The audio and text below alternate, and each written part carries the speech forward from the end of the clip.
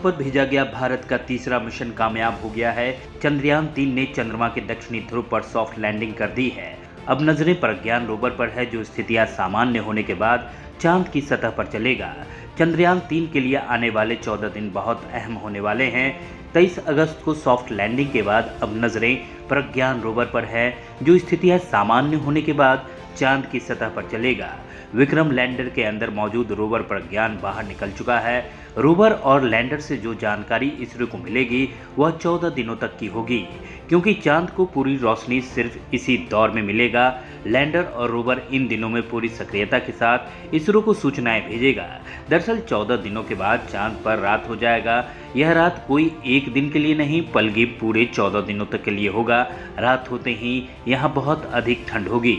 चूंकि विक्रम और प्रज्ञान केवल धूप में ही काम कर सकते हैं, इसलिए वे 14 दिनों के बाद निष्क्रिय हो जाएंगे।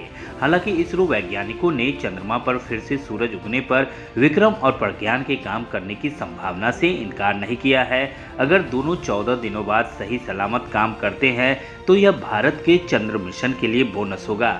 ऐसा नहीं है कि चंद्रयान-3 पृथ्वी पर वापस लौट आएगा। विक्रम और प्रज्ञान हो सकता है काम न करें, लेकिन ये चंद्रमा पर ही रहेंगे। प्रज्ञान चंद्रमा की सतह के रासायनिक संरचना, मिट्टी और चट्टानों की जांच करेगा।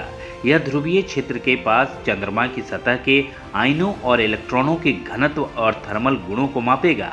सबसे खास बात यह है कि इस क्षेत्र पर पहले कभी कोई नहीं गया है। यह पहली बार है जब किसी देश ने चंद्रमा के दक्षिणी ध्रुव पर जाने का साहस किया है। We have gone closer to South Pole, which is 70 degree almost. So the South Pole has a special advantage with respect to being less illuminated by the sun, and because of that there is a potential to have more scientific content in terms of retention of water below the subsurface, and also elemental composition and other activities, which is an electrical activity on surface of the moon, to be more dominant there than what it is there at the equator. So science people who are scientists who are working on moon has really shown a lot of interest on the South Pole, because ultimately human beings wants to go and create colonies on the moon and then travel beyond. So the best place is something that we are looking for. So South Pole has a potential to be that.